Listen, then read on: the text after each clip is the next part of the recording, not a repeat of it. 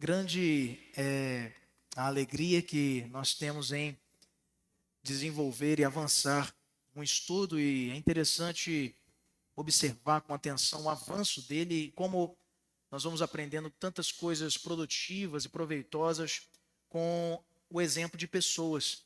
O objetivo do pastor, quando selecionou esse estudo para que nós estivéssemos nesses primeiros 4 meses do ano dedicando a nossa atenção, era exatamente olhar para esses grandes homens do passado, da história do povo de Deus, e notar como que existem desafios que lá no passado, no Antigo Testamento, eram próprios da vida do povo de Deus, como também hoje continuam sendo.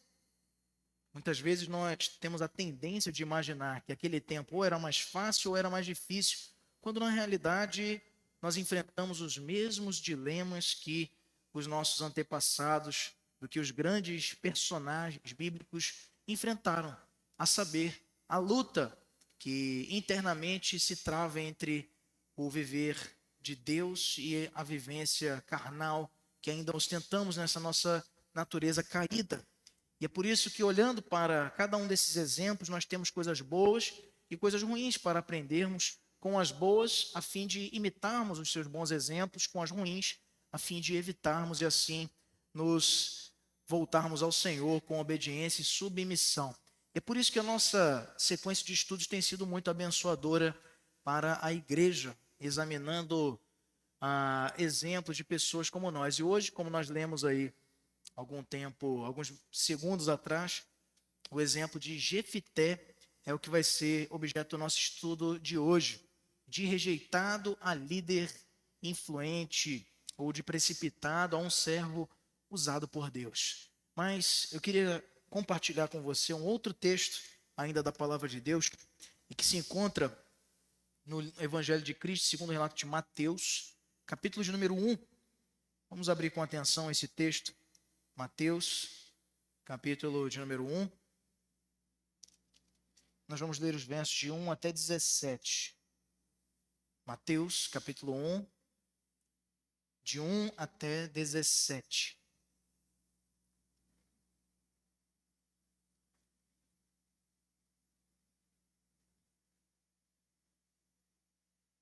Amém?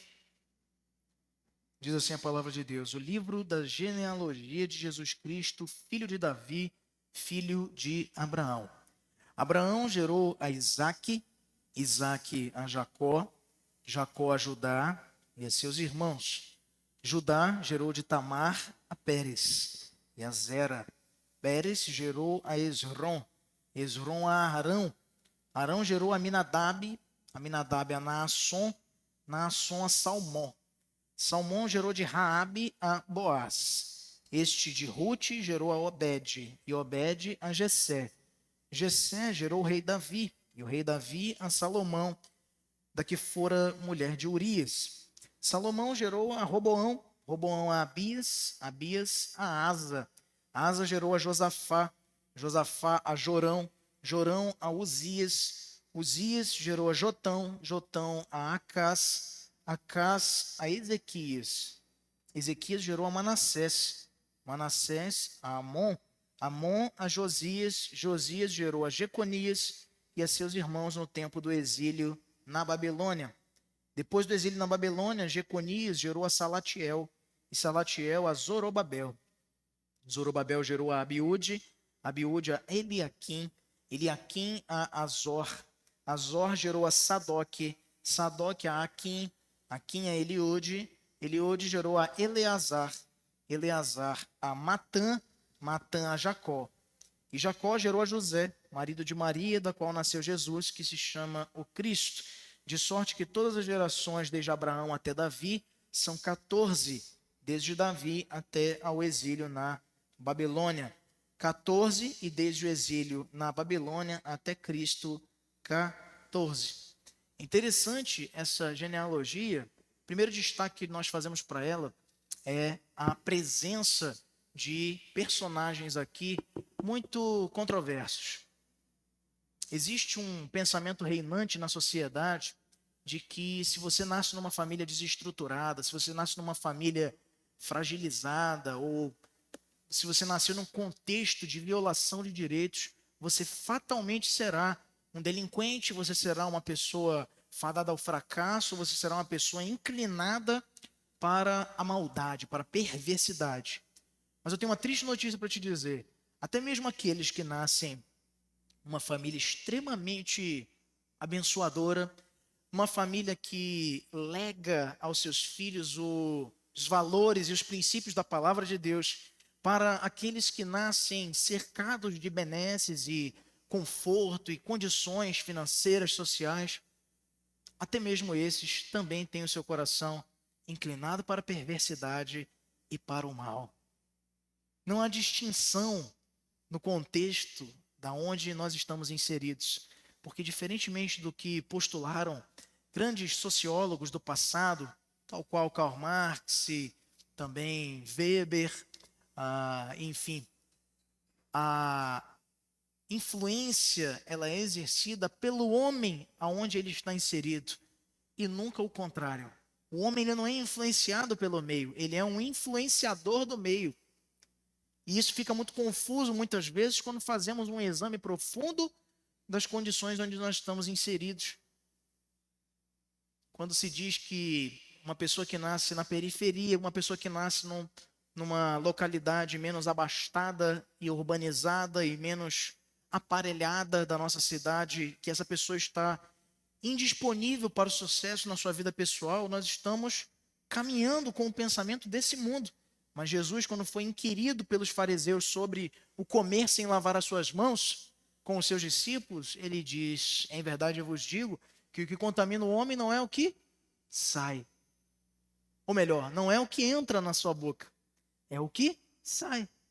O que entra, ou seja, o que ele consome, o que ele absorve do seu redor, não o contamina, pois não se pode contaminar o que já está contaminado. Quando nós chegamos a essa compreensão de que todos nós somos igualmente miseráveis e carecedores da misericórdia de Deus, que nos salvou e nos resgatou, e por isso encontra algo digno em nós, não por nada que você tenha feito, mas porque agora habita em nós o Espírito daquele que ressuscitou a Cristo dentre os mortos, a saber, o Espírito Santo. Quando há graça de Deus em nosso meio, em nossa vida, você pode ter certeza, é porque Ele não está olhando para quem você é. Ele está olhando para o seu filho encravado numa cruz, pelo teu e pelo meu pecado, pela tua e pela minha condenação. Mas olha, a segunda coisa que eu queria destacar sobre essa questão sociológica da construção das famílias, da vida humana, é que a genealogia de Cristo, como nós vemos aqui em Mateus 1, de 1 a 17, ela nos é muito reveladora no tocante a observarmos que termos familiares que têm as suas próprias particularidades, seus próprios pecados, suas fragilidades, isso não nos lega um futuro de desgraça, um futuro de perdição automaticamente. Veja, o nosso Salvador, Cristo, Filho do Deus vivo, o nosso Mestre, aquele por meio de quem todas as coisas vieram à existência, e sem ele nada do que foi feito se fez, como está lá registrado em João capítulo 1, de 1 a 11, e como também em Colossenses capítulo 1, ele tem aqui personagens muito controversos na sua genealogia. Ele tem aqui Abraão, começando o pai da fé, que por muitas vezes lidou com dois pecados muito marcantes, o da mentira e também da incredulidade. Ele, visando se proteger quando estava com sua esposa no Egito, ele mentiu a respeito da sua relação conjugal, dizendo que Sara era sua irmã, para então proteger-se, o que revelava na realidade um outro pecado, que é o da incredulidade, pois ele estava ali desconfiado da proteção de Deus, como havia lhe prometido quando o tirou da terra de Ur dos Caldeus. Você tem aqui Isaac, que foi um pai de certa forma negligente para com a orientação da sua casa, legando muito do cuidado com os filhos, a sua esposa Rebeca, dando no que deu, que gera, inclusive, esse caráter trapaceiro do seu descendente, Jacó. Da mesma forma, no tocante ao desprezo dos direitos da primogenitura por Esaú, você observa então aqui uma mulher desposada, num contexto de pecado também, Tamar. Observa aqui outros personagens como a meretriz Raabe, que nem judia era, nem hebreia era, e ali guarda os espias de Israel, Josué e Calebe, na terra de Jericó, quando eles então ali investigavam as condições da terra prometida. Está aqui na genealogia de Jesus. Observe bem, Davi, que da mesma forma mente para com o Senhor, enche seu coração de orgulho ao tentar fazer um recenseamento do povo de Israel. Em outro contexto, vai e tomado pela lascívia, comete o pecado do adultério com Batseba, manda matar o seu esposo numa estratagema maquiavélica. Urias é colocado na frente da batalha para que morresse e então desposasse aquela mulher que não era dele.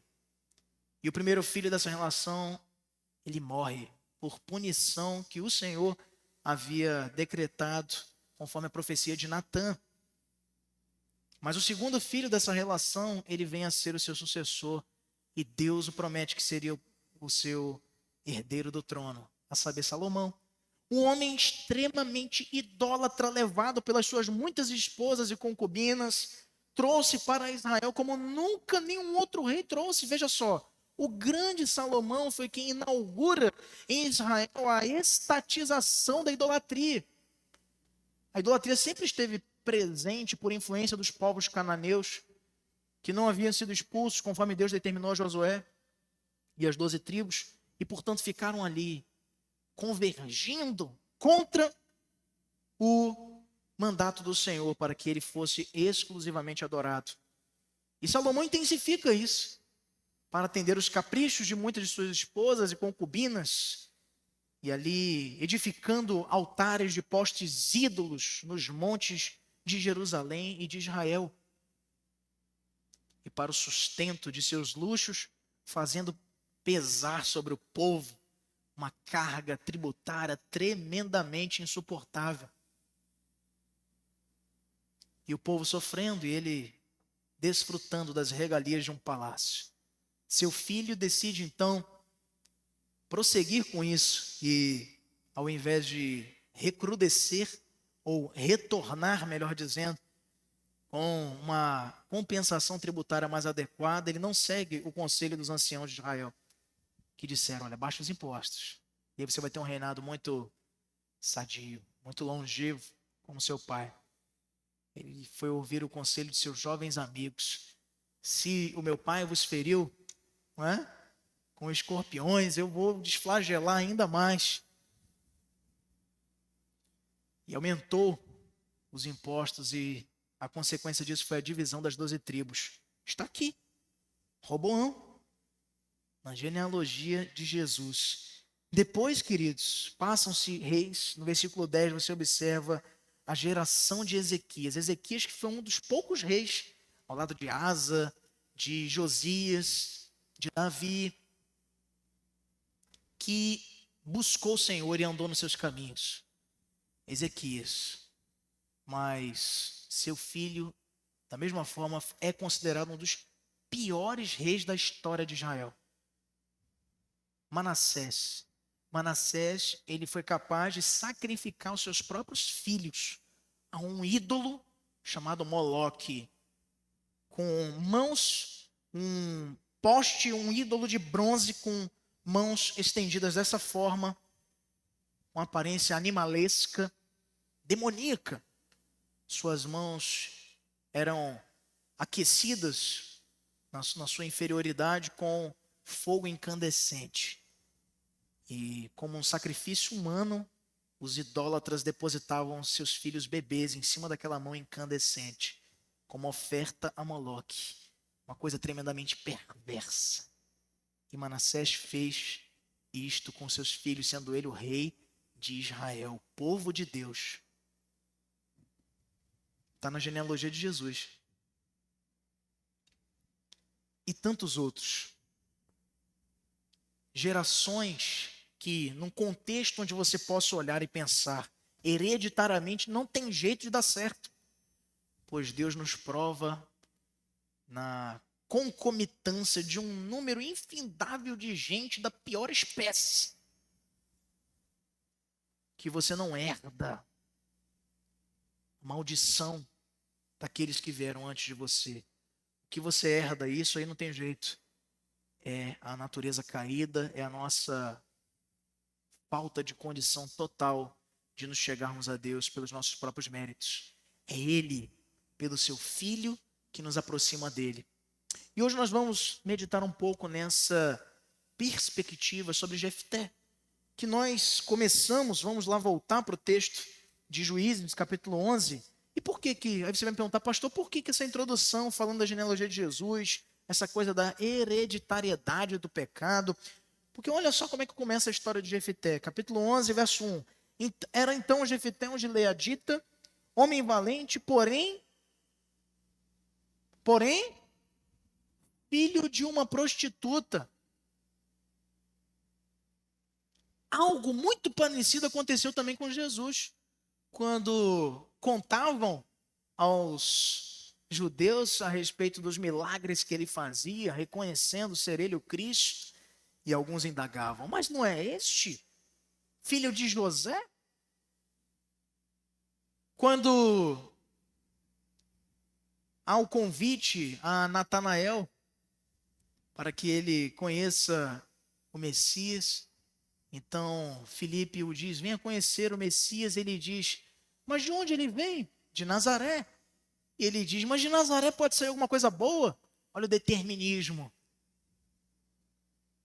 Se é da Baixada, não tem jeito. Se é da periferia, não tem futuro. Se é filho de uma meretriz, não tem jeito. Não pode ser alguém bom.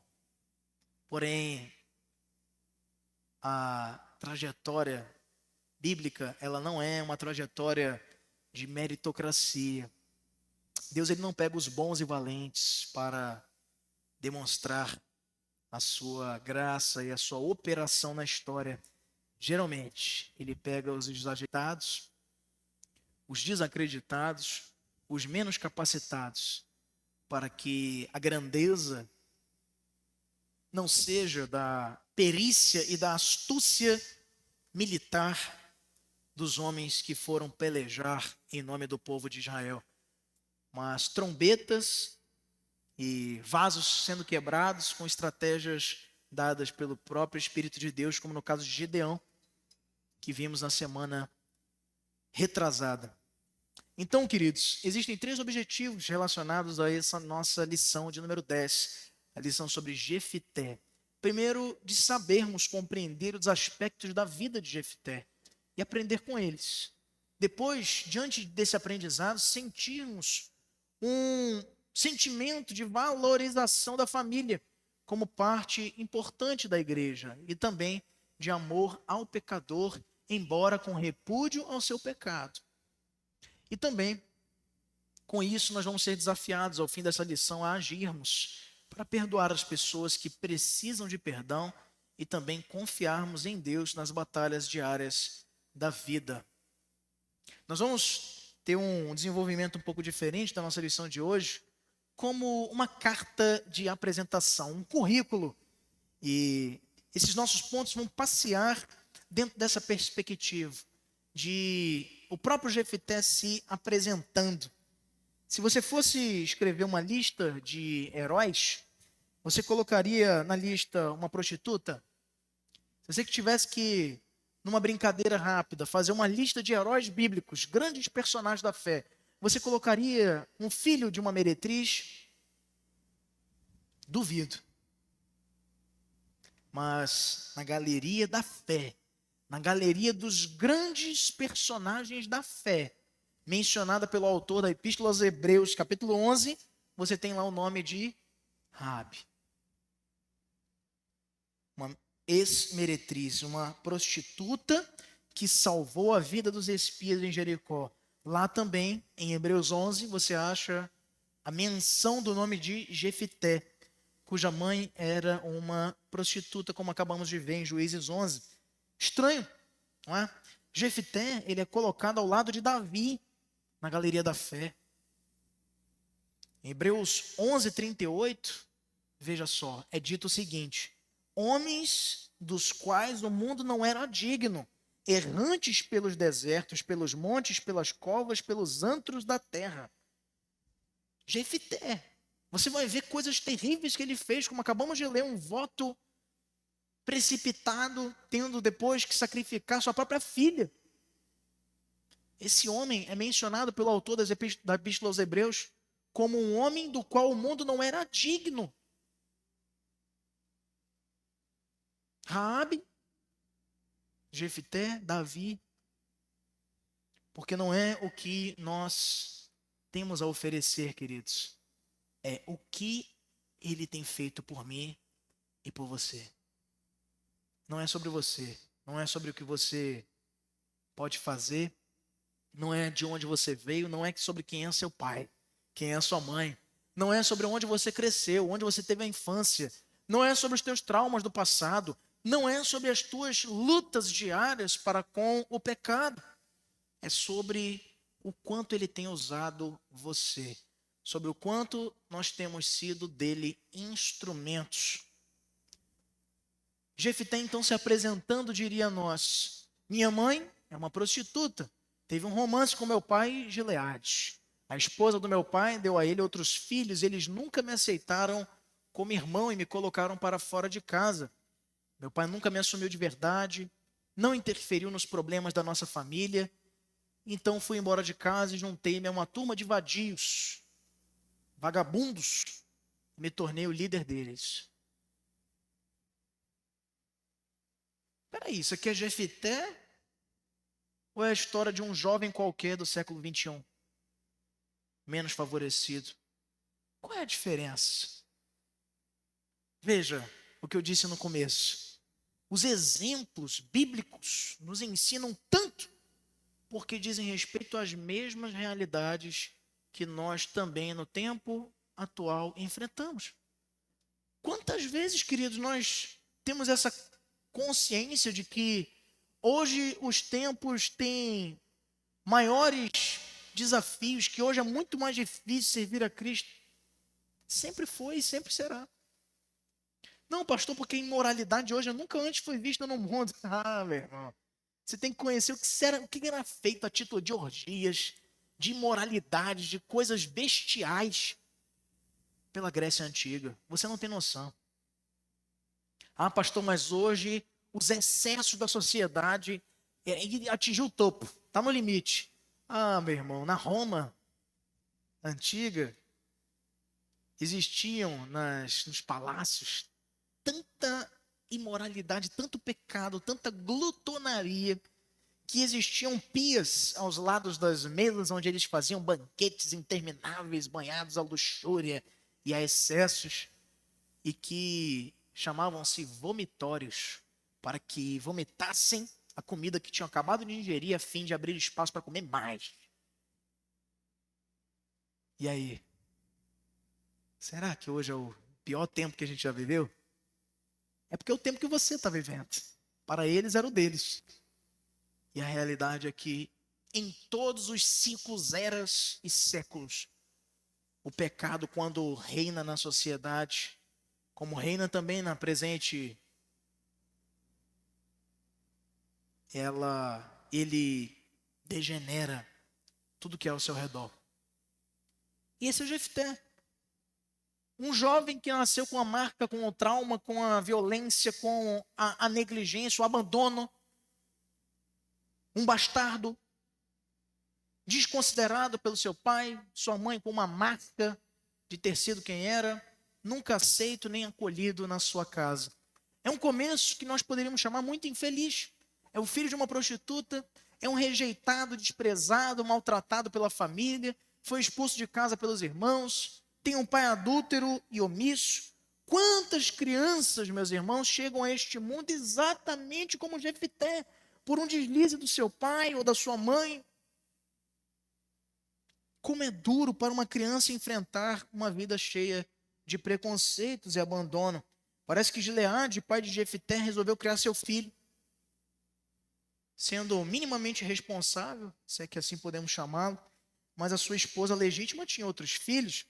Podemos imaginar os conflitos daquele lar, os seus meio-irmãos desprezando, talvez sua própria mãe, ou a mãe deles, seus meios-irmãos, os instigava a isso. Um relacionamento de madrasta e enteado que pode ser muito difícil, mas Gileade ainda se tornou muito omisso e não se importava com o tratamento dispensado a Jefité. Enquanto um líder no lar deveria ter chamado a atenção de sua esposa, de seus filhos, pela maneira como tratavam o seu primogênito Jefité. Diferente do que você vê como Jacó protegendo seus filhos, honrando-os, e até mesmo isso gerando inveja no coração daqueles em relação a José. O responsável pela situação de Jefité, em primeiro lugar, é seu próprio pai. Afinal, Jefité não pediu para nascer, mas acontece hoje em dia com muitas e muitas crianças a mesmíssima coisa. Quem quebra o mandamento do Senhor de Êxodo 20:14, não adulterarás, foi Gileade, não foi Jefité, mas as consequências são suportadas pelos filhos. Eu dizia isto para um casal recentemente. Veja uma separação, uma dificuldade, uma crise conjugal, ela vai ser mais até fortemente sentida pelas crianças do que pelos próprios pais. Quando Jefté cresce, seus irmãos o expulsam de casa e mais uma vez seu pai não o defende, quem sabe nem estava mais vivo. Os irmãos dizem, não herdarás em casa de nosso pai porque és filho de outra mulher. Está lá no verso 2 do capítulo 11 de Juízes.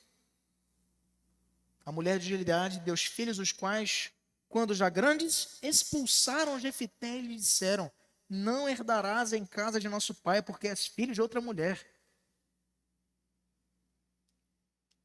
Além de ele já estar vivendo ali naquela casa num contexto de absoluta opressão, sendo discriminado com toda certeza, ele ainda é expulso de lá. Uma situação triste, um começo muito infeliz. Um filho de Israel expulso da sua casa por um pecado que ele nem sequer cometeu. E como se sentiu seu pai? Um homem que não soube disciplinar o seu lar, não soube reunir a sua família para ministrar perdão, não soube ensinar sobre respeito e amor mútuo entre os irmãos, sobre hombridade. Parece que não havia, certamente, na casa de Gileade culto doméstico, nem vida devocional, muito menos temor do Senhor. Como o povo de Israel, incluindo Gileade, havia sido instruído, lá em Deuteronômio 6, de 6-9. Estas palavras que hoje te ordeno estarão no teu coração. Tu as inculcarás a teus filhos e delas falarás assentado em tua casa e andando pelo caminho e ao deitar-te, ao levantar-te, isto é, em todos os momentos. Gileade está num contexto depois da conquista da terra prometida, no período aqui do livro dos Juízes, onde o povo vivia uma absurda negligência para com os mandamentos do Senhor. E isso é demonstrado nas atitudes que você observa narrada nesse livro, como aqui. Um pai omisso que gera para a sua descendência consequências terríveis. Um começo infeliz. Não seja você, meu irmão ou minha irmã, um pai ou uma mãe omisso no seu lar.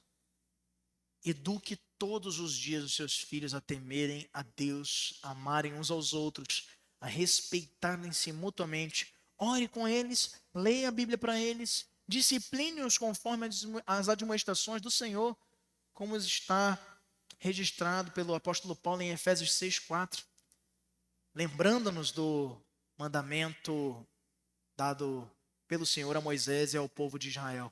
Honra a teu pai e a tua mãe, para que se prolonguem os teus dias na terra. Dizendo também aos pais para não incitarem seus filhos à ira, antes os admoestando no Senhor. Isto é, corrigindo-os, tratando deles quando erram, apontando sempre para a palavra de Deus. De que forma os pais crentes hoje têm sido omissos na liderança do lar? Eu queria contar com a colaboração de um irmão, nosso presbítero, José de Ribamar Santos. Meu irmão, na sua opinião, de que forma os pais crentes hoje têm sido omissos? Em que categorias os pais têm sido omissos na educação de seus filhos no tempo atual? Pastor, eu entendo que os pais, até colocando, digamos assim, uma justificativa para que seja omisso no lar devido à carga de trabalho que tem fora do lar, muitos até viajam, né, dependendo da profissão que tem. Mas o que eu quero dizer é que a palavra de Deus, ela é um ponto fundamental na vida dos pais cristãos, principalmente, né? Deuteronômio já fala sobre isto, o Antigo Testamento fala, e o Novo Testamento também nos leva a cuidar do nosso lar, né? Os pais cristãos são responsáveis pelos lares, né? Pelos seus lares, ou pelo seu lar. E nós temos falhado onde?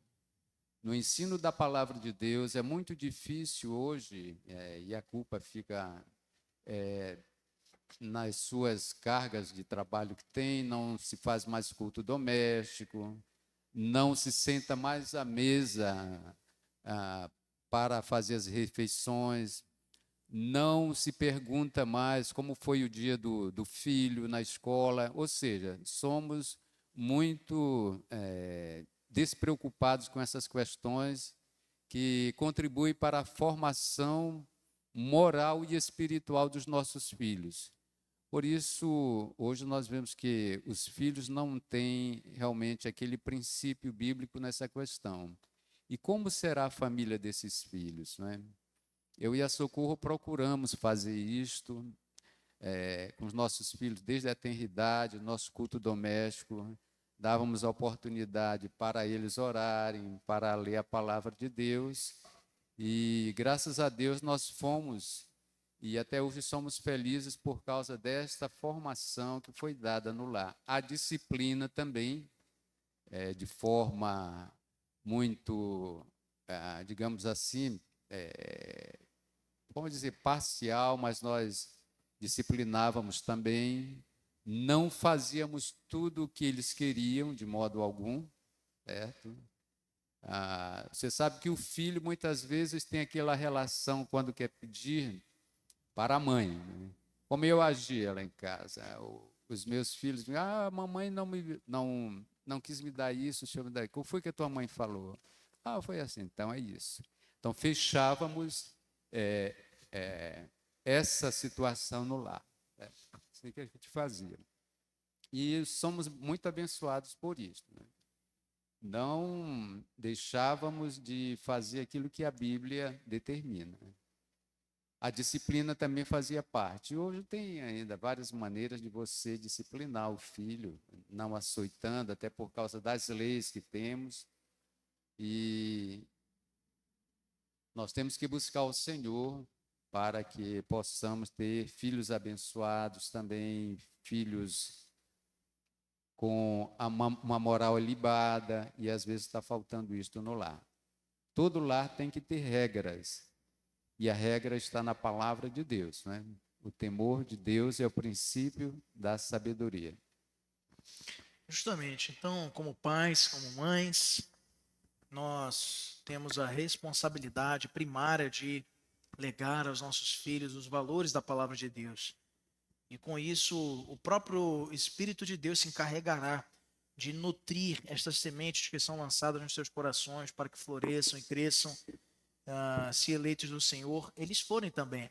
Não é o fato de serem nossos filhos que automaticamente já estão, não é, salvos. Eles estão, nós cremos, dentro do pacto da graça, e que é a salvação dispensada para os vossos filhos e vossas filhas, como a palavra de Deus nos promete. Entretanto, nós precisamos ensiná-los a amar a Cristo, também rogando e intercedendo ao Senhor que se apresente a eles, pois de outra forma não se chegarão ao Salvador, como também nós, outrora, não chegaríamos se não fosse o Senhor vir ao nosso encontro. Jefité ainda diria um pouco mais a seu próprio respeito. Um dia, esses irmãos, os mesmos que me expulsaram da sua casa, voltaram até mim para que eu os liderasse na peleja contra os amonitas. E eu disse a eles: por que vocês me procuram agora que estão em dificuldades? Perdoei o mal que me tinham feito e os ajudei, tornando-me o líder deles. E o Senhor entregou os amonitas a mim. Nós lemos ainda há pouco esse texto. Esses mesmos irmãos da sua comunidade, ali do seu vilarejo, estes que o expulsaram de lá, que o discriminaram, que o chamaram bastardo, que o deserdaram em consequência do pecado de seu pai, eles depois vão lá pedir socorro a esse fugitivo irmão. Ele foge de casa, depois se junta a um bando de homens vadios, como diz o texto, tornou-se um líder desse bando, fica famoso por ser um homem valente. Seus parentes vão então e lhe pedem ajuda e o elegem comandante deles contra a ameaça dos amonitas. E ele pede ao Senhor que os abençoasse na luta contra os amonitas. Depois de ser forçado a fugir de casa, nos versos de 3 a 11 aí do capítulo de número 11 de Juízes, você vê Jefité indo para a terra de Tobi, onde ele se junta a uma turma, entre aspas, da pesada.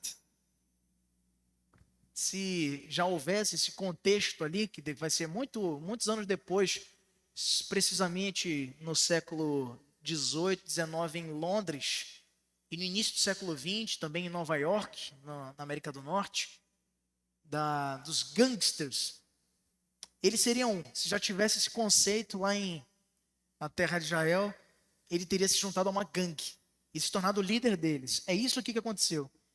Provavelmente ele teria sido muito mais criticado ainda por causa disso, por outras pessoas que já o conheciam. Muitas vezes pais e mães crentes, pelas suas atitudes, acabam afastando seus próprios filhos do lar, do convívio da igreja.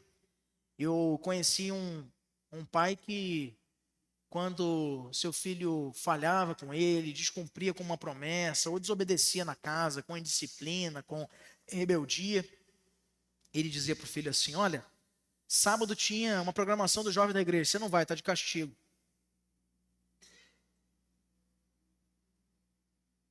Ele encontrou um jeito, existem jeitos terríveis de se punir um filho.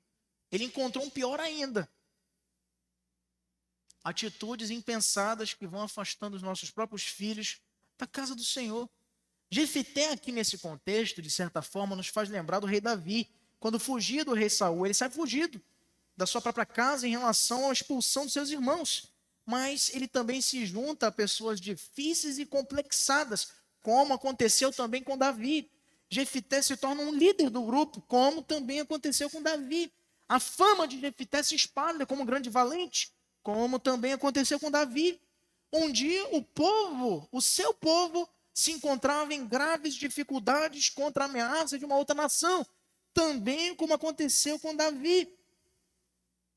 Aqui vemos no verso de número 7 até 9, que foram os anciãos de Gileade buscar Jefité, pedindo para que fosse o chefe deles. Uma mudança radical de atitude para com um filho de uma prostituta deserdado e fugitivo. E agora eles querem que esse filho de meretriz, um bastardo, os ajude contra o seu inimigo. E nos versos de 7 a 9 você vê essa resposta de Jefité. Interessante que, embora Jefité tivesse passado um bom tempo longe do lar, em companhias duvidosas, ele nunca se esqueceu de Deus. Ele tinha toda a influência, veja, as circunstâncias externas o moviam para o contrário, para o destemor, para ser um homem amargurado, para não ter nenhuma abertura no seu coração para perdoar ninguém. Tamanho mal que sofreram durante muitos anos. Mas olha, Geralmente, essas pessoas é que estão mais aptas a amar, a perdoar, a reconciliar. Ele nunca se esqueceu de Deus, continuava temente a Deus. Reconhecia que era o Senhor que podia ou não dar vitória na batalha. Jefté faz um acordo dessa forma com os anciãos. No verso 9, ele nos diz da seguinte forma, Juízes 11, verso 9. Então Jefté perguntou aos anciãos de Gileade: se me tornardes a levar para combater contra os filhos de Amon e o Senhor nos der a mim, então eu vos serei por cabeça. Ele era um homem valente, era um homem que vivia com gangues, com bandos de vadios. Mas uma coisa ele sabia: se tinha alguém que podia garantir vitória para eles numa defesa do povo em relação à ameaça dos amonitas, era o Senhor. Aqui a palavra é Adonai, o Deus de Israel. Se ele nos der vitória, então eu serei o chefe de vocês. Pode falar, Max. É só uma pergunta, na verdade, pastor. É um pouco do contexto aqui da história do Jefté. Eu achei interessante o porquê, não sei se tem a resposta, na verdade. O porquê Jefté em si. Não teria outra opção, podemos dizer assim, melhor? Sempre tem. Entendeu? Essa que é Por que Davi? Pois é, a minha grande questão, na verdade, de lá, tipo assim, por que não foi os irmãos dele? Por que não foi outra pessoa? Não tem esse detalhe exclusivo, porque, tipo assim, nós precisamos de um libertador, precisamos de alguém que vá por nós. E eles foram exatamente podemos dizer, a pior pessoa, aqueles que eles excluíram foi. Então, eu não vejo esse detalhezinho assim, o porquê em si. Mas a gente sabe como diz a palavra do Senhor, Deus escolhe aqueles que não são, né, para confundir aqueles que são. Então, dá esse detalhezinho na palavra aqui. Mas é interessante que eles foram realmente os líderes, né, induzidos que, se eles tiverem que pensar em quem nós vamos ir por nós, vamos escolher alguém do nosso meio que está com a gente. Não, eles foram exclusivamente naqueles que eles desprezaram e longe, né? Não tem esse detalhezinho aqui. O porquê, assim, do nada, vamos Jefté, que está longe, lá em Tob, lá, né, nessa situação. Aí dá a entender aquela questão de testemunho. Você pode ver quando vão até a ele, a primeira coisa que ele coloca é o Senhor na frente dessas situações. Aquela questão, quando as pessoas estão em aperto, normalmente elas procuram aquelas pessoas que estão aparentemente mais próximas de Deus, ou estão se envolvendo com as coisas de Deus, com um temor ao Senhor. Então eu não vejo esse detalhes na história aqui, mas dá a entender de que realmente passa a mensagem para nós de que aqueles que não são, é esses que Deus pega realmente para poder fazer o seu propósito, cumprir, né, a sua obra. Só essa pergunta eu queria saber, na verdade, o porquê em si foi Jefté, que eu não vejo esse detalhezinho aqui na história. Quantos irmãos você tem, Max? Um. Por que você?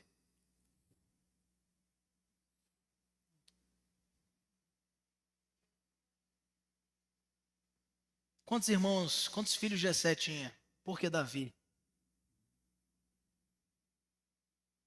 Não é? Porque Deus quis. Ele surpreende-nos na sua vontade, que sempre é perfeita e nunca falha. E geralmente, ele nos surpreende fazendo escolhas que aos nossos olhos seriam muito impossíveis, contraditórias, controversas, mas a quem ele chama, as suas ovelhas ouvem sua voz e o seguem. Não havia 1% de temor. Veja, não havia nem comparativo de fé nos 12 homens que Jesus escolheu.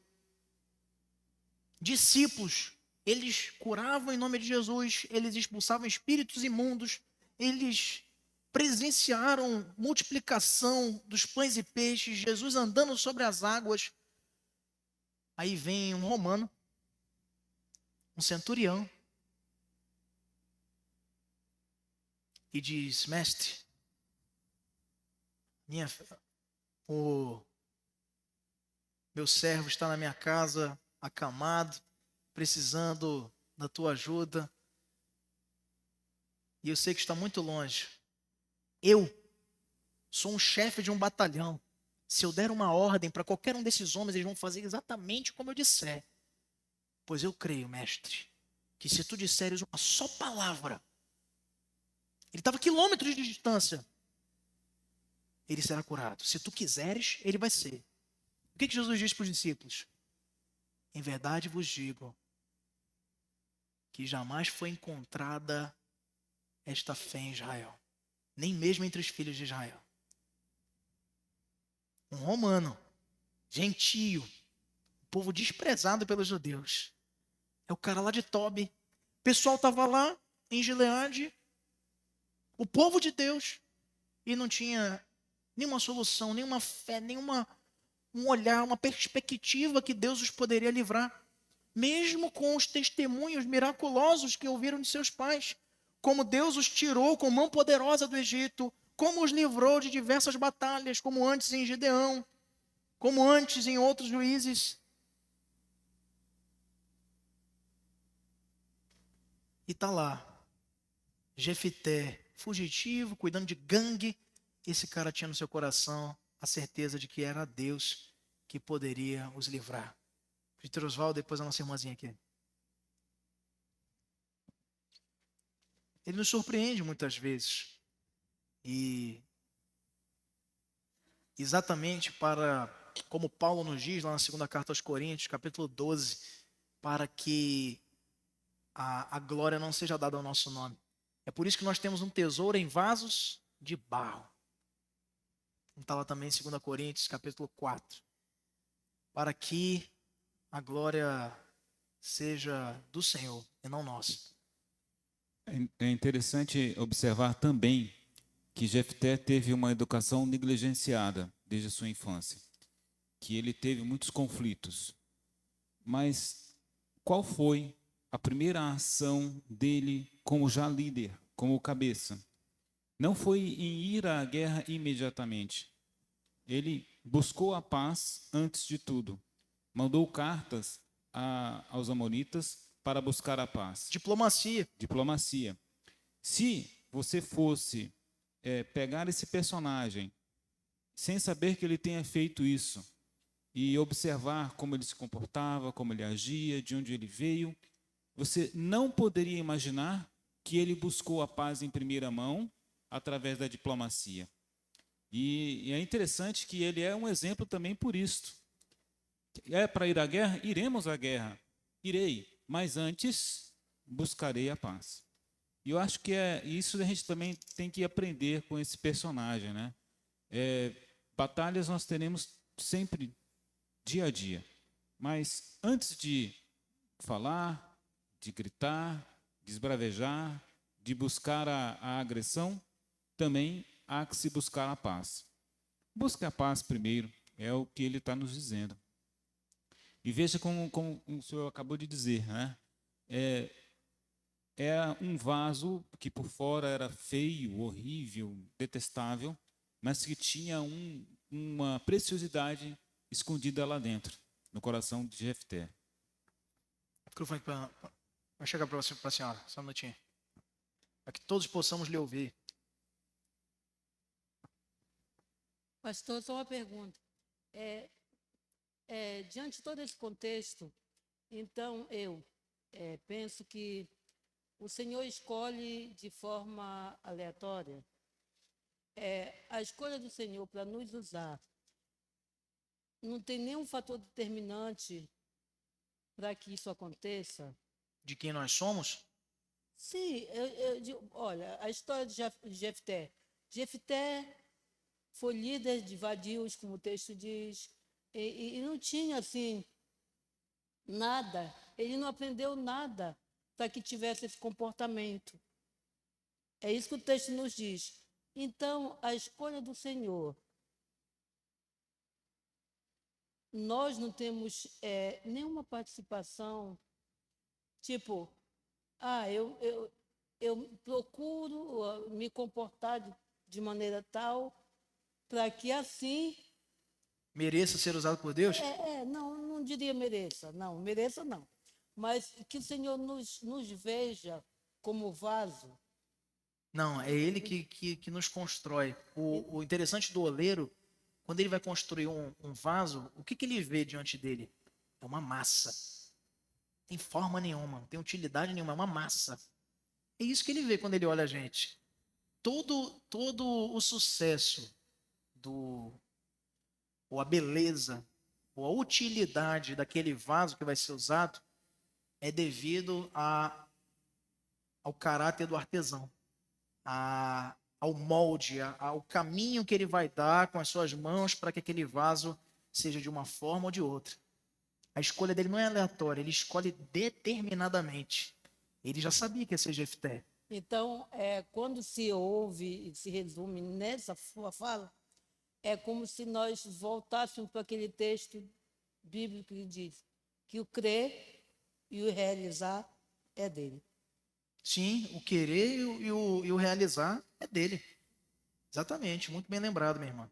É ele que levanta os reis, que os derruba também, é o Senhor do tempo, é o governante do universo. E ele tem os seus propósitos. Muitas vezes nós não compreendemos. Por que um filho de prostituta, como no contexto de Jefté, ou vai lembrar também de outros exemplos, como eu falei que Davi, Raabe. Por quê? Deus sabe os seus planos e ele não vê como vê o homem. Como Samuel se espanta ao chegar na casa de Jessé e Deus o direcionar para o filho que ainda não tinha sido apresentado, que estava a cuidar de ovelhas, não é? Para o seu pai Jessé. Ele fala assim: não, Samuel, Deus não vê como vê o homem, Deus vê o coração. E ele que sonda. E foi ele que criou o nosso coração e nos prepara para sermos usados por ele. Amém? Obrigada. Então, queridos, era um fugitivo. E Jefté nos lembra muito de um outro exemplo também de um fugitivo. Ou melhor dizendo, que não foge por sua própria deliberação, mas que é fugido pelos seus irmãos, numa história um pouco parecida, que é de José, que também foi rejeitado pelos seus irmãos, expulso de casa, vendido como escravo, e depois o próprio Deus o eleva a uma posição de grande destaque na nação, porque foi pelas mãos de José, como governador de um outro povo, governador do Egito, é que os seus irmãos são salvos da fome, como também outras nações, em 7 anos de estiagem do rio Nilo. Jefté podia dizer como José no Egito: a verdade é que vocês planejaram aquela maldade contra mim, mas Deus mudou o mal em bem para fazer o que hoje estamos vendo, isto é, salvar a vida de muita gente. Como está lá em Gênesis 50, verso 20. Jefté foi o que foi, não por nada que ele merecesse ou tenha feito, como nosso irmão destacou aqui, mas pela graça de Deus.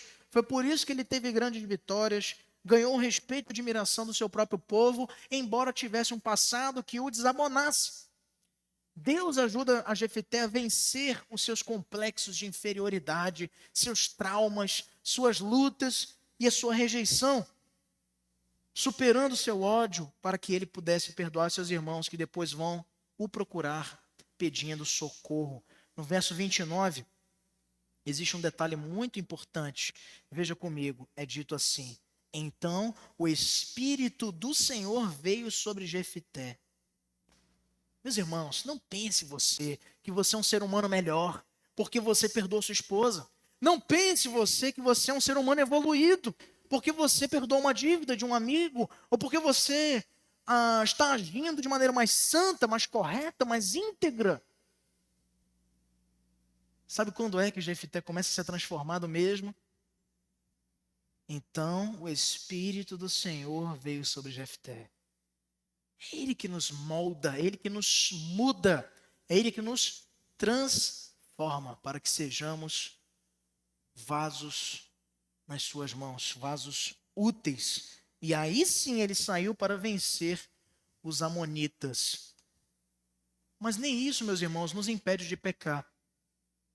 Qual seria a sua reação numa situação em que você fosse rejeitado, como foi Jefté? E depois as pessoas precisando de sua ajuda procurassem você? Muitos de nós diriam: danem-se vocês, ou bem feito, não contem comigo. Muitos de nós diriam isto. Mas quantos de nós estaríamos dispostos a perdoar e socorrer aqueles que um dia nos ofenderam? Um amigo de trabalho que queria todo o teu mal, agia para contigo assodado em inveja, querendo te prejudicar. E quantas vezes você volta para essa pessoa e está disposto a perdoá-la quando ela precisa de você?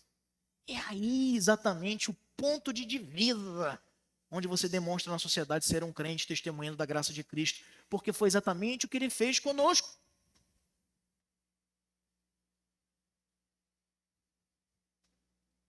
Estava com um casal em aconselhamento e o marido dizia: pastor, mas não tem como eu amá-la.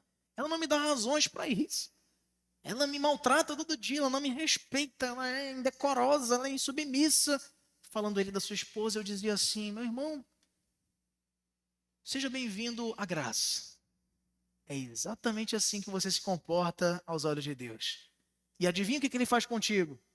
Tendo toda a razão para te fulminar da existência pelo teu pecado e pela tua perversidade, que ele faz? Ele te ama. E por que você acha que tem o direito, então, de ter para com a sua esposa um amor condicional, enquanto Cristo tem para contigo um amor incondicional, que não está ligado ao que você faz para Ele, mas ao que Ele decidiu fazer por você, isto é, salvar a tua vida? Você se sente rejeitado, tem mágoa da sua família, de parentes, colegas de trabalho? Como Deus ajudou Jefté a vencer, Ele também pode ajudar você. Decida perdoar, abençoe a sua família, mesmo que ela tenha lhe magoado no passado. Existe um jeito fácil de perdoar as pessoas? Sim ou não? Não, nunca é fácil. Especialmente quando são pessoas mais próximas. Aí o perdão se torna ainda mais difícil. E geralmente, a gente vai lidar com as maiores mágoas dentro da nossa própria casa. Jefté continua falando a seu respeito, mostrando que um começo infeliz, renovado por uma mudança drástica na sua vida, ainda assim pode te levar, se você não tiver cautela e sabedoria, para ruínas. Em meio à pressão dos amonitas e a surpresa de ter sido escolhido líder do meu povo, um homem impensado como o líder, como já foi colocado aqui, ele tropeça nas suas próprias palavras e diz: precipitadamente fiz um voto ao Senhor. Eu prometi que se vencesse os amonitas, quem primeiro saísse à porta da minha casa, eu ofereceria ao Senhor em holocausto. Quando venci os amonitas, minha filha, minha única filha, saiu cantando, dançando, comemorando a minha vitória. E meu coração fica em pedaços e eu chorei muito. De toda forma, como voto é voto, eu tive que cumprir. Ele era um líder impulsivo. Os amonitas queriam as terras conquistadas por Israel. Nas memoráveis batalhas de Josué, Jefté sabia que as terras eram um direito concedido por Deus. Ele diz isso na carta. Ele queria a bênção de Deus para a sua batalha. Então faz um voto impensado, inadequado para um hebreu, talvez influenciado pela cultura cananeia. E sem ter para onde fugir, ele cumpre esse voto que custou a vida da sua própria filha. A Bíblia diz, queridos, que a língua é fogo. A língua é fogo, diz a Bíblia em Tiago. Quantas vezes nós falamos alguma coisa quando estamos nervosos, preocupados, zangados e depois sofremos as consequências disso? Há quem diga que as palavras o vento leva, mas frequentemente o vento leva exatamente para o nosso coração. Elas ficam ali guardadinhas, com mágoa, com amargura, com rancor, com tristeza. Jefté faz um voto impensado, sem pensar ou sem refletir nas consequências, de maneira tola, nécia, trazendo consequências tristes para ele e para a sua própria filha. Está lá no verso 31, quando ele diz o seguinte: quem primeiro da porta da minha casa me sair ao encontro, voltando eu vitorioso dos filhos de Amon, esse será do Senhor e eu o oferecerei em holocausto. Será que ele pensava que seria sua filha? Óbvio que não. Quem sabe ele imaginou que seria um escravo, um servo. com qualquer um de seus irmãos. Quem sabe ele pensava que seria um de seus irmãos que o havia abandonado. E não faria muita diferença para ele.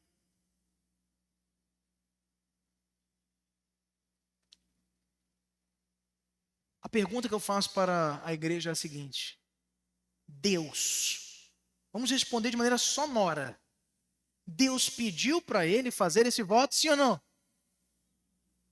Eu não ouvi bem. Sim ou não? Por que você tem insistido, como Jefté muitas vezes, em se comprometer com o que ele não tem pedido para você? E o que ele nos pede que nós façamos, a gente negligencia. Como foi que Gideão ganhou a batalha? Nós vimos aqui há 2 semanas. Atendendo o que Deus havia lhe ordenado. Não tinham eles uma única espada. 300 homens estrategicamente rodearam o acampamento dos amalequitas e estouraram vasilhas vazias, estrondando e assustando todo o arraial dos seus inimigos, tocando trombetas e empunhando tochas. A precipitação, queridos, a impulsividade, ela é própria de um servo imaturo que não pensa. Eu já vi homens chegando à igreja e se comprometendo com coisas que não podem cumprir e que Deus nunca pediu para elas.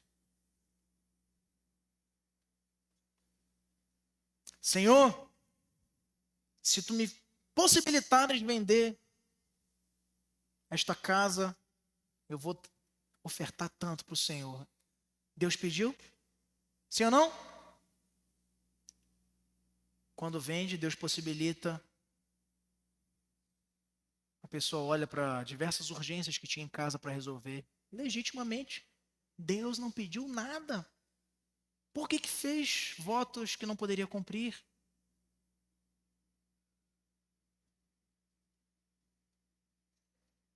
Isso nos remonta lá para o livro de Atos. Ananias e Safira. Barnabé pega um terreno, vende e dá tudo para os apóstolos. Vamos investir no reino. Vamos investir em missões. Agora tem sustento. Ananias e Safira, não. Esse cara quer ser mais generoso, a gente vai ser mais generoso que ele. Deus não pediu 1 centavo deles. E eles fazem um voto de dar o valor daquele imóvel que eles iam vender para a igreja. E chega, pega uma pequena parte lá e dá para eles. Deus não tinha pedido nada.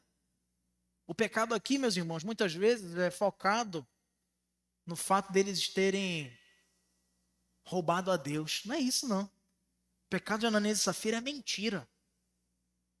Não precisavam ter dado nada. Mas dizem que estão dando tudo, quando não estava. E Pedro diz a eles. Ananias já tinha sido fulminado já instantaneamente. Safira fica ali, sua esposa, surpresa com o que tinha acontecido. E ele diz a Safira, vocês pensam que poderiam mentir ao Espírito? Mentiram a Deus. E ela foi fulminada em seguida. Votos precipitados. Meus irmãos, a única coisa louvável que a gente pode dizer aqui de Jefté, por mais duro que seja, reconhecemos isso, é que ele cumpriu sua palavra. Embora fosse muito difícil para ele fazê-lo. E isso nos ensina algo também importante. Ele cumpre um voto que custa a vida da sua própria filha. Deus não pediu para ele fazer isso, mas ele teve que cumprir porque votou, e voto com o Senhor é um juramento. Como quando nós somos recebidos na membresia da igreja, você vem aqui na frente e Deus pergunta a você, por intermédio do seu ministro, o pastor, nas perguntas que são realizadas ali na sequência.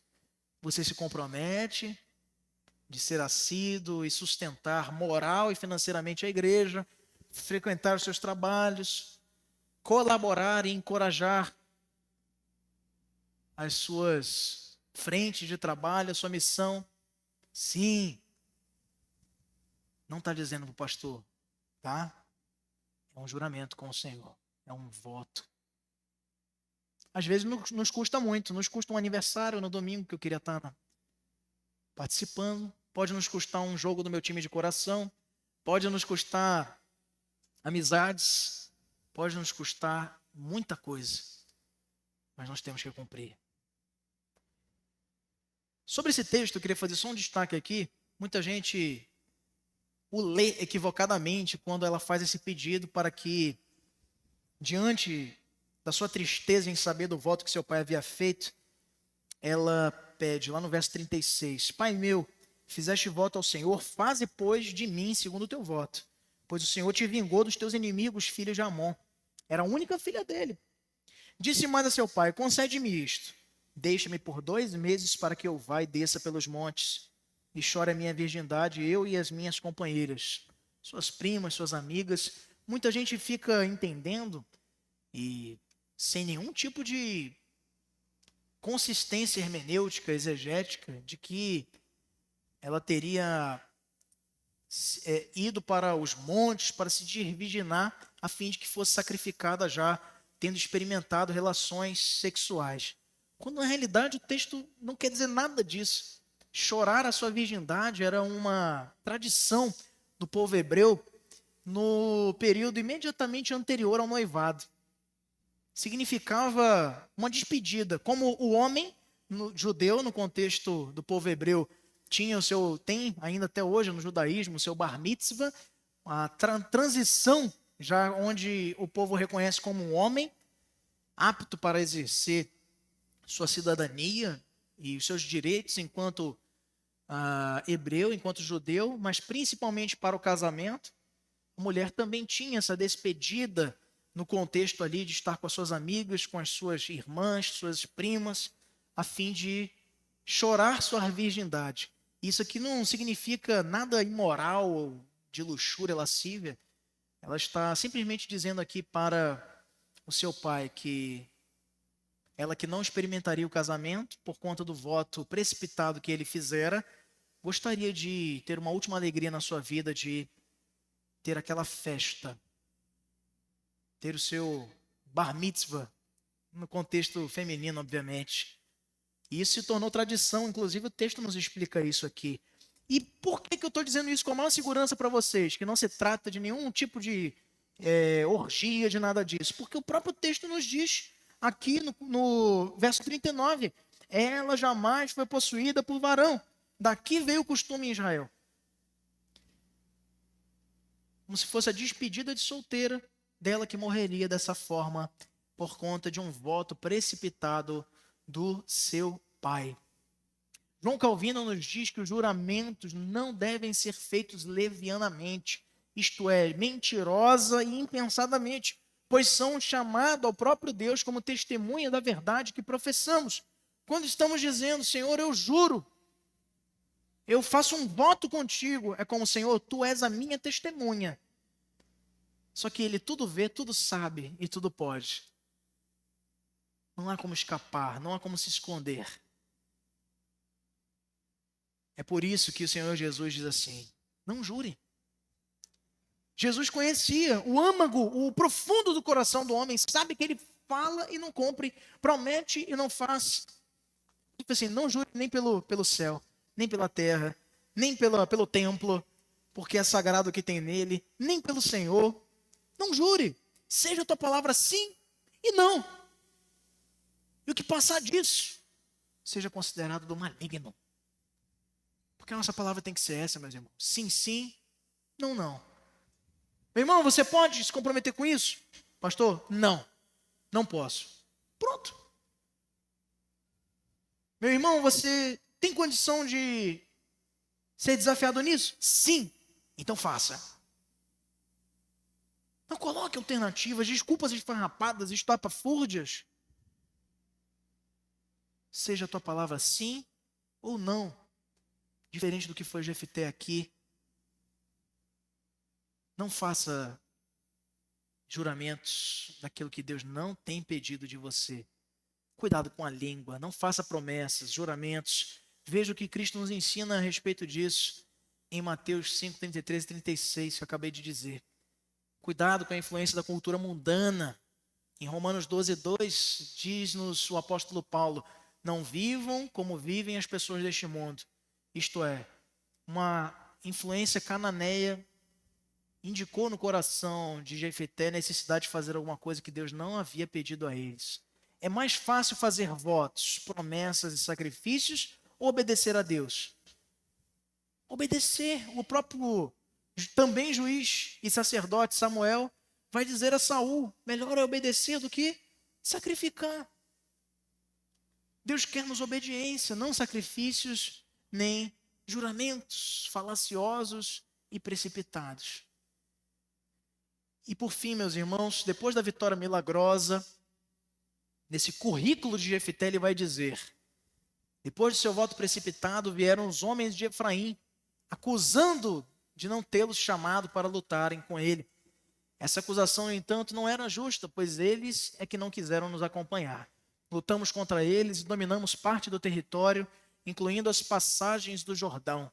Com sabedoria, conseguimos elaborar um teste baseado na forma como os efraimitas pronunciam as palavras para sabermos quem era amigo ou quem era inimigo. E aí, no final da sua trajetória, ele se revela um líder sábio. Foi ameaçado pelos efraimitas, ou seja, aqueles da tribo de Efraim. Efraim e Manassés, eles eram contados entre as tribos de Israel, mas não eram filhos de Jacó, eram da descendência de José, que teve esses dois filhos no Egito, Efraim e Manassés. As acusações que Jefté recebe eram infundadas, e Jefté conduz os gileaditas à vitória contra os efraimitas. Depois de lidar com a ameaça dos amonitas, ele lida com uma guerra civil. Dentro do seu próprio território, as tribos contendendo entre si. Foi criada uma estratégia para identificar amigos e inimigos baseadas na diferença da pronúncia das palavras. E Jefté, por isso, foi juiz de Israel por 7 anos. Eles se queixavam: olha, você não chamou a gente, então agora a gente vai pelejar contra você. Se alguém conseguisse escapar, era fácil descobrir se era ou não efraimita. Ele pede, como está lá no verso, no capítulo 12, se alguém conseguisse falar a palavra shibolete. Interessante essa estratégia que ele usa, que significa espiga de cereal. Os efraimitas falavam um dialeto hebraico, com pequenas divergências na pronúncia. E no seu falar, o som de CH se pronunciava em S, de tal modo que eles não conseguiriam evitar ser descobertos. Eles não falariam shibolete, mas cibolete. E com essa estratégia ele conseguia identificar quem era mesmo de Efraim e quem é que na verdade estava infiltrado lá. Deus falou: eliminem todos os povos ao redor de vocês quando vocês conquistarem a terra. Falou isso para Josué. Ah, Deus, mas esse pessoal era tão bacana, tão gente fina, não precisavam resistência. Olha o resultado disso. Muito tempo depois, séculos depois, tinha gente infiltrada. Tinha gente que não era hebreu, coisa nenhuma, que não era de Efraim, nada. E Deus deu sabedoria a Jefté para dirigir o seu povo. Ele foi juiz em Israel durante 7 longos anos. John Piper, para encerrar, ele nos diz que o Evangelho não apenas nos perdoa, ele também nos liberta da falsa crença de que a nossa identidade está selada pela nossa família terrena. Em Cristo nós temos uma nova genealogia. Como vimos no início, o filho de uma prostituta se torna um líder sábio usado por Deus. Existe fórmula ou receita para que você obtenha sabedoria? Que problemas enfrentam líderes que não são sábios? Procuram no Senhor sabedoria para lidar com os desafios de liderar. Jefté foi capaz, queridos, de vencer os traumas e complexos de uma infância conturbada, de uma juventude difícil. E na força do Senhor, tornou-se ele uma pessoa útil à sociedade e à obra de Deus. Deus tem o mesmo poder hoje de tornar a você e a mim vasos úteis e também de nos ajudar a vencer os nossos traumas da vida. E ainda tem o mesmo desejo de transformar-nos como fez com Jefté. Para de pensar no complexo do passado, das lutas, das dificuldades, das dores que você traz no seu coração. Esvazia-se disso. Entrega-te ao Senhor de todo o teu coração. Ele quer e tem todo o poder de cuidar de nós. É por isso que nos convida a entregarmos diante dele a nossa ansiedade, a nossa angústia, a nossa sobrecarga, porque ele nos traz alívio para a vida. 3 perguntas para a nossa reflexão. Eu jogo a culpa das minhas frustrações, fraquezas e problemas de temperamento nos meus pais? Se você faz isso, para de fazer. Olha para o que Deus quer que você seja. Tua referência de pai agora é o Senhor. Tua referência de amigo agora não são aqueles que te traíram. É o teu mestre, que deu-se a si próprio em nosso favor. Tua referência de irmãos não são os da tua casa, que podem até mesmo ter te desprezado. Tua referência de irmãos são aqueles que não da mesma mãe, mas aqui no povo de Deus te acolhem e te ajudam. Eu sou capaz de esquecer e perdoar injustiças feitas anos atrás, como Jefté, como José. Cristo foi capaz. Mas antes que você diga, mas Cristo era o Filho de Deus, Jefté foi capaz. Também José. Esforce-se, peça ao Senhor que te dê um espírito perdoador, pacificador. Estou buscando diariamente ser transformado à semelhança de Cristo pela operação do Espírito Santo na minha vida, ou eu estou preso ao meu passado? Ou eu quero continuar sendo líder de gangue, de bando de vadios, como Jefté aqui era antes de o Espírito do Senhor ser dado a ele? Naquele tempo, meus irmãos, para encerrar, alguns poucos homens na história tinham esse privilégio de terem o Espírito de Deus, de receber o Espírito dos profetas, os reis de Israel, os juízes. Mas já se cumpriu a profecia de Joel 2:27, como está lá registrado em Atos 2. Chegou o tempo em que ele derramou do seu Espírito sobre a sua igreja. E hoje todos nós o temos como penhor da nossa salvação. Isso não nos dá outra escolha que não a de nos rendermos e nos deixarmos ser transformados pela operação dele em nossa vida. Para que assim, com esses exemplos de pessoas como nós, como Jefté, nós possamos ser usados pelo Senhor. Nosso grupo de louvor já vai tomar posse para nós louvarmos a Deus com o cântico final. Vamos ficar de pé, queridos. E nós queremos a sua atenção para esse cântico. Faça dele a tua oração. O nosso pedido é que o Senhor nos quebrante o coração de tal forma que nos permita ser usados por Ele como flecha que acerta o alvo, como ponte que une, como um farol que ilumina,